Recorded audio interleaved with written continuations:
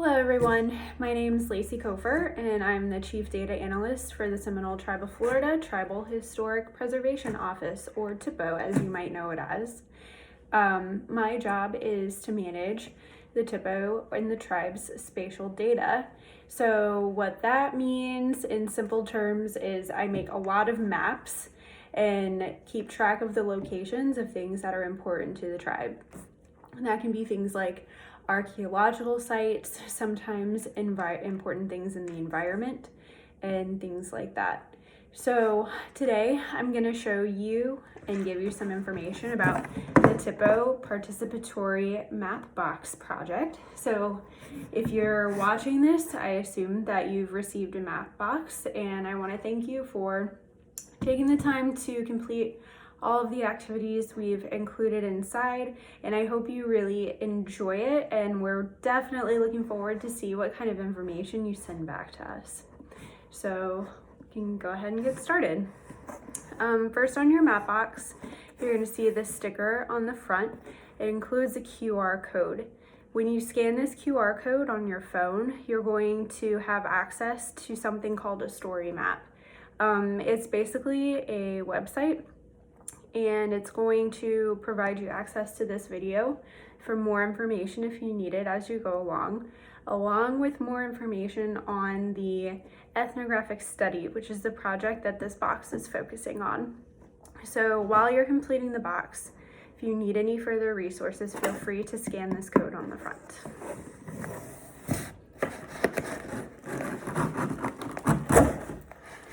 All right. So when you open your box, the first thing you're going to see is instructions. These are going to be all the instructions to complete your maps and also help complete the fun, kid-friendly activity that we've included for you. Next, rolled up, you're going to see all of your maps, and there's several maps included in this roll, so we'll go over those in just a moment.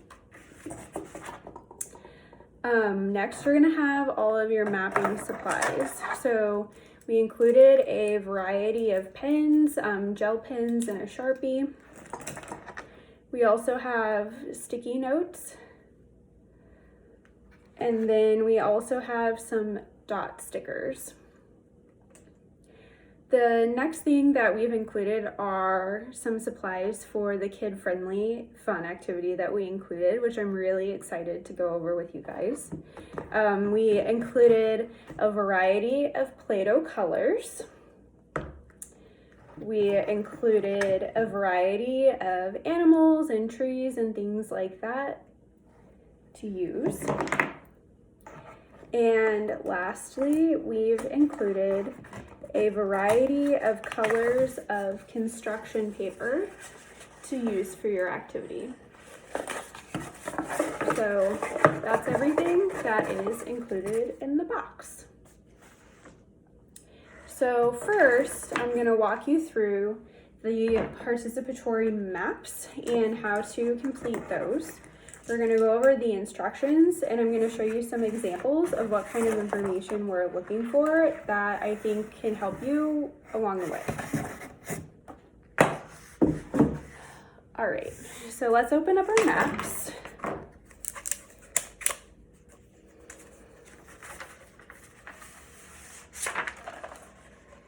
So the first map that you're going to see is an overall study area map. So I'll kind of go over some of the things that are included. The projects that we're focusing on are all off reservation. So you can see in yellow, it shows all of the reservation boundaries. And then the projects that we're kind of focusing on are purple. That doesn't mean you have to limit everything you add to the purple areas. That just shows, that we're focused, more in that area, because currently that's where projects are occurring with outside organizations like the Army Corps of Engineers. So the projects are in purple. The reservations are in yellow. And then you can see some red lines on this map as well. Those red lines represent the quadrants that correspond with the other maps that we have included. So I'll show you those just in one moment. Another thing you can use your Play-Doh for are to weigh down the corners of your map so you don't get them rolled up. Perfect.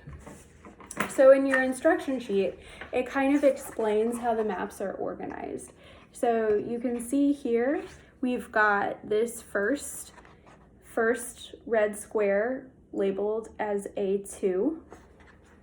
So if you look at the remaining maps, the first map that we have is also called A2. And it's just a zoomed in version of what you see in that red little square on your overview map. So it's exactly the same.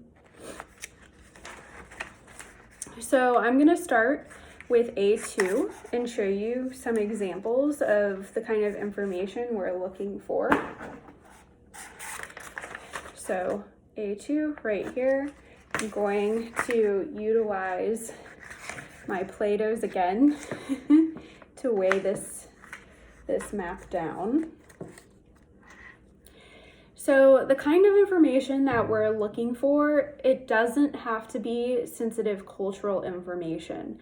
And when you're going through and filling this out, definitely keep that in mind, that any information you provide to us, unless you specify otherwise, there is a good chance that it could be shared with an outside organization like the Army Corps of Engineers. So if there's something important to you, but you don't really want those details to be shared with them, you could do something like just placing a red dot in the location of that important detail and not providing anything else. And all we have to know is that this location where this red dot is important to you as a tribal member, but you don't have to tell us what's there or why it's important. Something else we're really focused on is important environmental details. So for example, in A2, it includes Fish Eating Creek.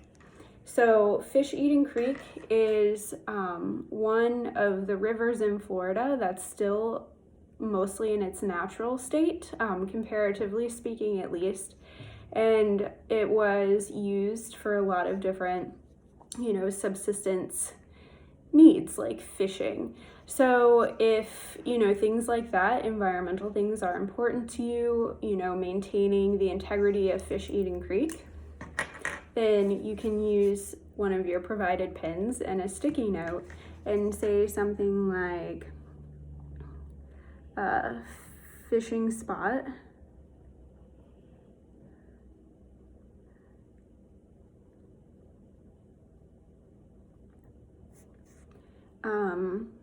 Perhaps it's a traditional fishing spot.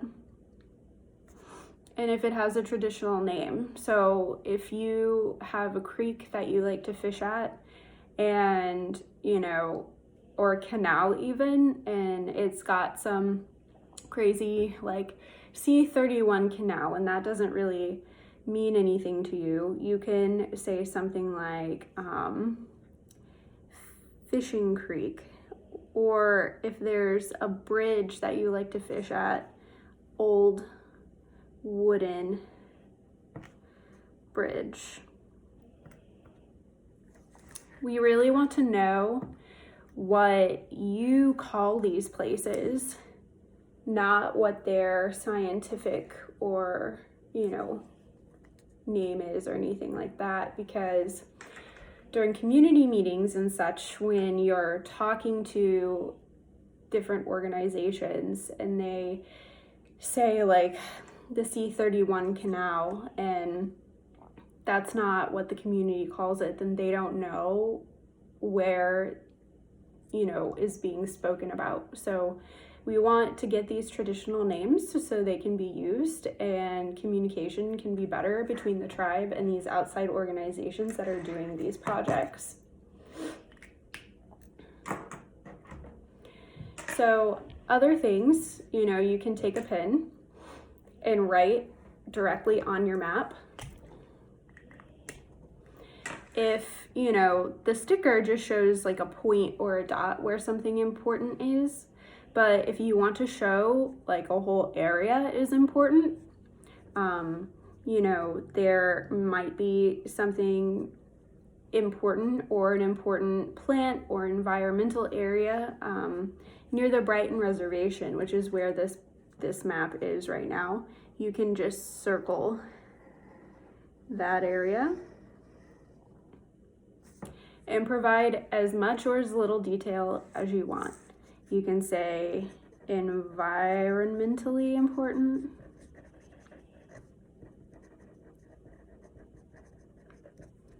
or culturally important.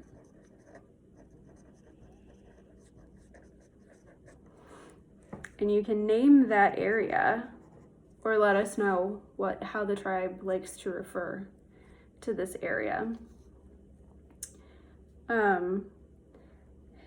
And then you can talk about, perhaps a trail or a hunting trail or something like that the tribe likes to use, whether it's on or off the reservation, and you can just draw a line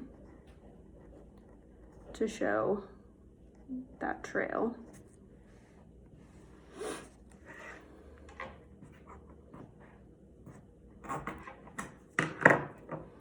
So that's really the general concept. You can show as much or as little information as you want. You might want to say something like Lake Okeechobee is important to us because there's, stories about the lake that we like to tell, or fishing in the lake, or, anything like that. And you can just make a note about that directly on the map.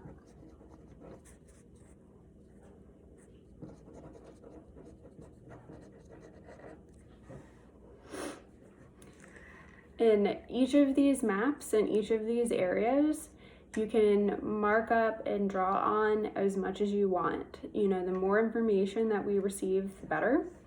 And anything that you want to share, we'll be really, really happy to have. So I'll go ahead and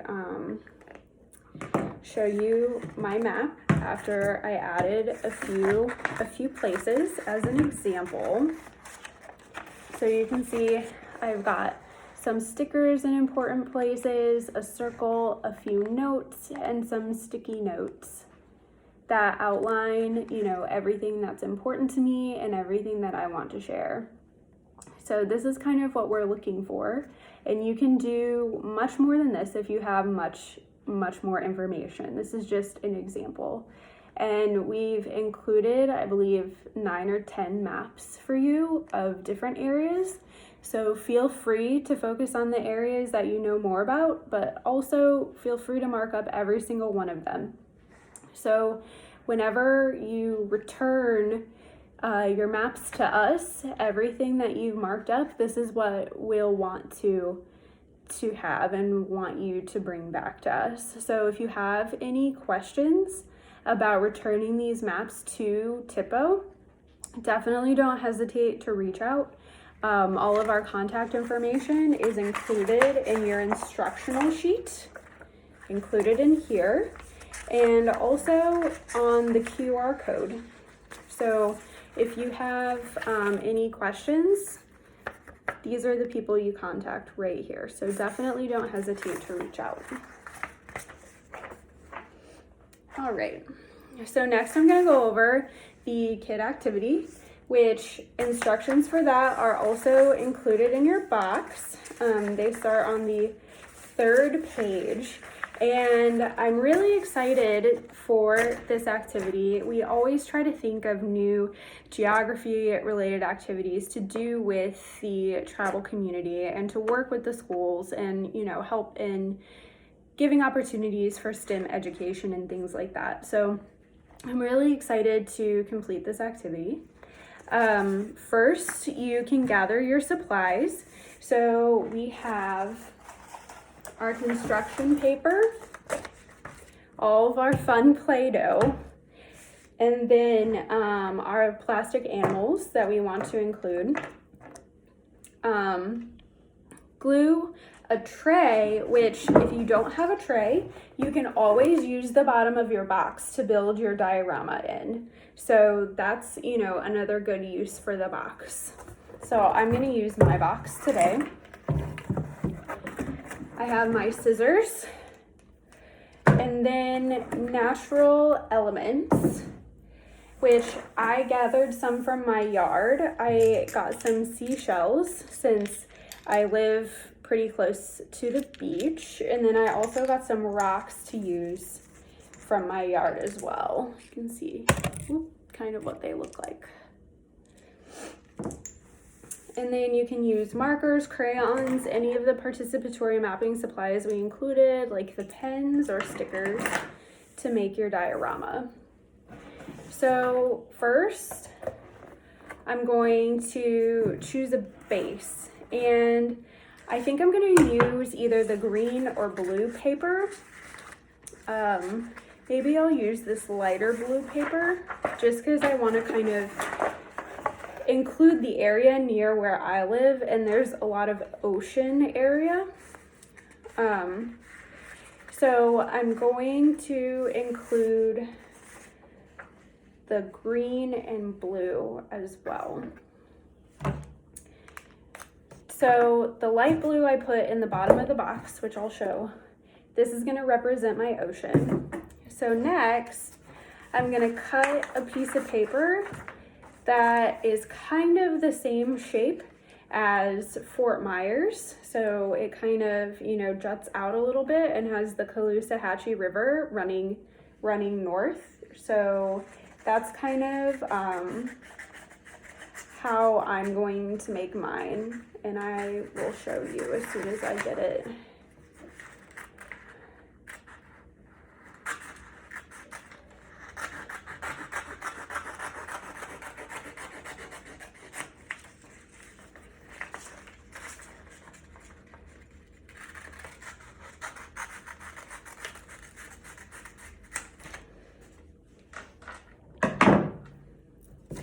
All right, so I'm gonna just place that in the box.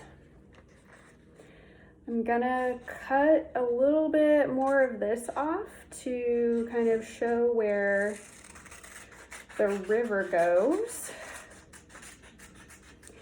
So if you know the Caloosahatchee River, you know it's a very large river. All right, so you can kind of see this is my land right there. And this is, that blue line is going to be my Caloosahatchee River. So to represent the river, I'm going to use my blue Play-Doh for water. If I can open it.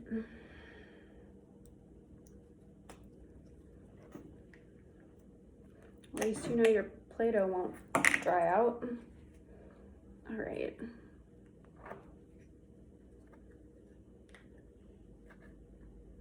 There we go.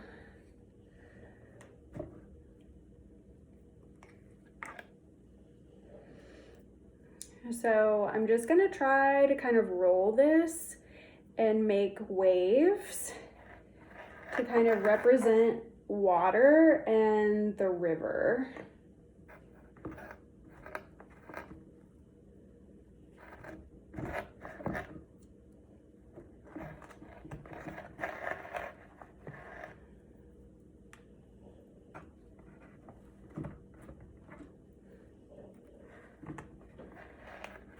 And also it'll help my landforms kind of stick to the box a little bit too, I think.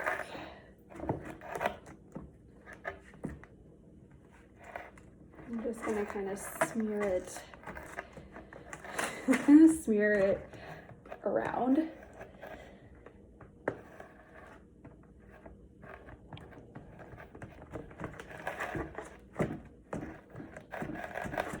Okay. So you can see I now have my flowing river. All right, next I'm gonna show where the beach is. So I'm gonna use my orange to represent the sand and show where we have kind of some beachy spots. So I'm just gonna roll it and make sand up and down the coast.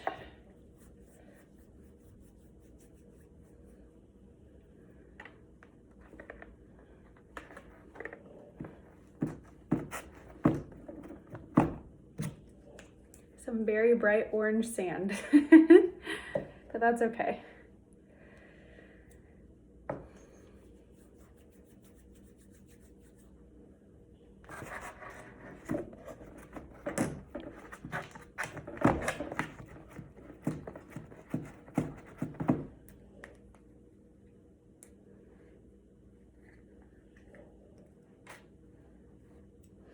And I'm gonna save just a little bit, and I'll show you why in just a second.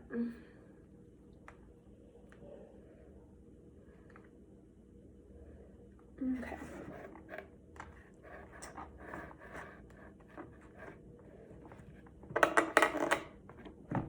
All right, so I have my orange beach.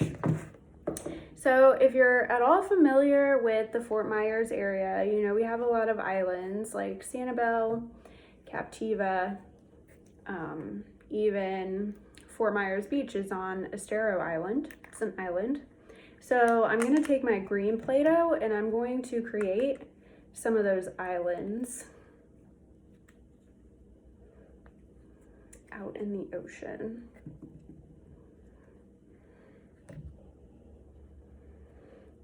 So Sanibel is skinnier on top and then kind of gets fatter as you go down. So I'm just gonna put that right there. And then Fort Myers Beach is a little further south. And it's kind of like a longer, skinnier island. So I'm just gonna put that right down at the bottom as well.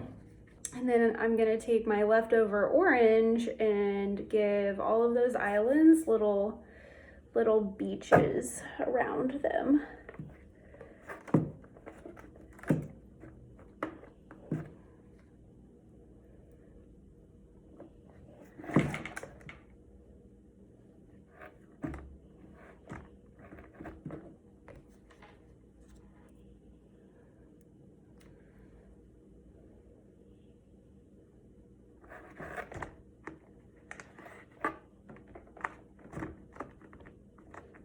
Okay, so that's what I have so far. You can kind of see my islands. Okay, so I think I want to show where my house is. So I'm going to utilize the stickers that we have, and I'm going to use a yellow one and put it about where my house is over here in the mainland. And then I'm going to use my pen to label it.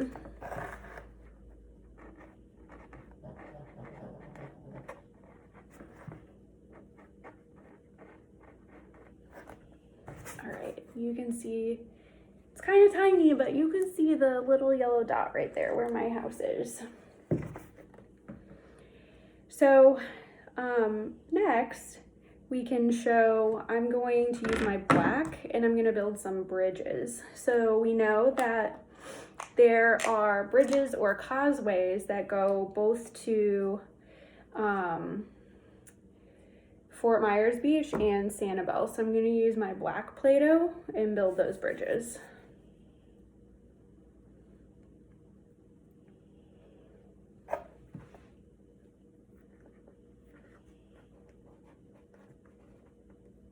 I'm going to get a little more.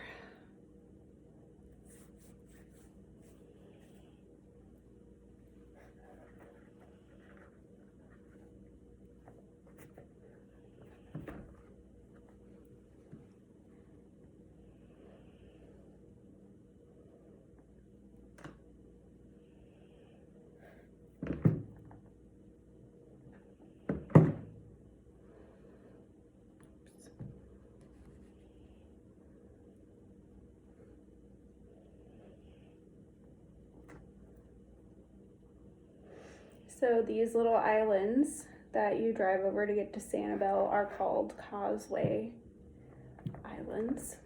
All right, so you can see my bridges. So next, I'm gonna label these things. So I'm gonna label Fort Myers. Because when you make maps, labeling things so people understand is very important. Then I'm going to label the Caloosahatchee River.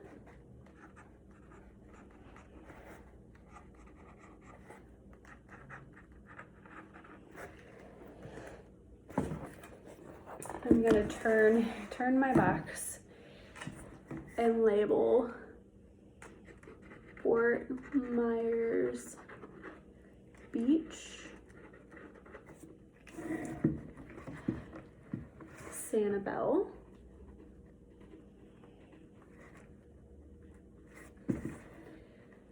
Sanibel Causeway,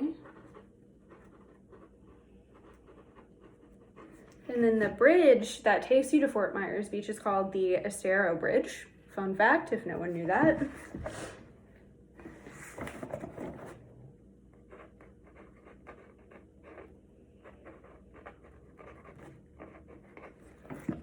Okay, you can see that I have all of my areas labeled. So now we can add some natural elements to kind of make it pretty. So I'm gonna add my sea turtle over in my ocean because that seems like a good spot for him. I also have a palm tree that I'm gonna add to my little Fort Myers area since it is tropical. Just gonna open my last Play-Doh in case I want to use it. So adding my sea turtle. And everyone got different animals, so it's just kind of a surprise. I'm gonna add my palm tree.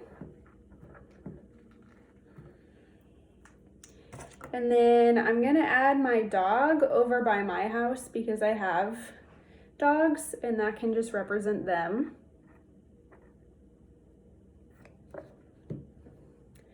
And then I'm gonna put this kangaroo a little further south to represent maybe where the zoo is in Naples since kangaroos aren't native to Florida. And then I feel like centipedes you can kind of find anywhere in Florida, so I'm just gonna stick them kind of up north right here. So next I'm gonna take the things that I got from my yard. So I'm gonna add my shells over by Sanibel since there are a ton of shells there. If you've ever visited, I'm sure you've seen them. Then I'm gonna add one more over by Fort Myers Beach as well. And then I'm just gonna take some of my rocks and kind of add them along the river just to kind of show, you know, give it a little bit of a boundary.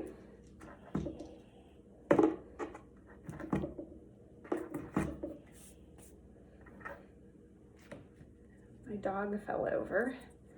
Stick him on with some Play-Doh. Perfect. All right, and then lastly, I'm gonna add some roads and streets. So I know that McGregor Boulevard goes all the way down the Caloosahatchee River to Punta Rasa, which is the point where the Caloosahatchee River goes into the ocean. And I'm just gonna label that street McGregor Boulevard. And then the street that my neighborhood is on goes off McGregor Boulevard and south. So I'm gonna draw that and then label it as well. It's kind of hard to write in the box. Boulevard. All right, so I have a couple streaks. I think that I'm finished, so I'm gonna move my phone and show you the finished product. All right, and there we have it. My little landform map, complete with islands, animals, landmarks, labels, and yeah, all kinds of fun stuff. So I hope this video was helpful. And I really hope that you enjoy completing the activities in the box. And like I said before, please don't hesitate to reach out to any THPO staff if you have any questions, concerns, or anything like that. And we really look forward to seeing what information you include and getting your feedback on how you enjoyed the box. So thank you so much and enjoy. Bye.